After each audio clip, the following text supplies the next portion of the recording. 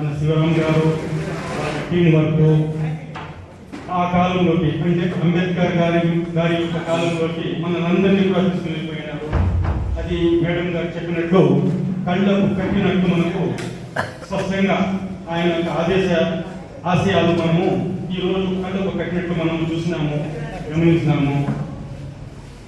ఇంతకుముందు శివరాం గారు చెప్పినారు పెద్దగా చేస్తాము, ఈరోజు ఇక్కడ వచ్చిందే చిన్నగా చేసినాము, బహిరంగ ప్రదేశంలో పెద్దగా చేస్తాము, అందరి సహకారం కావాలని చెప్పేసి ఆయన కోరినారు. తప్పకుండా మా అందరి సహకారం మీ అందరికీ ఉంటుంది. మన సంఘం సహకరించాలని వాళ్ళని మనం పిలిపించి బహిరంగంగా ఇంకా గొప్పగా మనము సదరు కార్యక్రమాన్ని ప్రజలకు తెలియపరచామని చెప్పేసి కూడా నేను కోరుకుంటున్నాను. నేను హైదరాబాద్కు వచ్చిందే ఇంతకు ముందు ప్రశాసన్ నగర్లో మా గురువు గారు ఉన్నప్పుడు ఇస్మాయిల్ అన్న తరపున నేను పోతా ఉంటే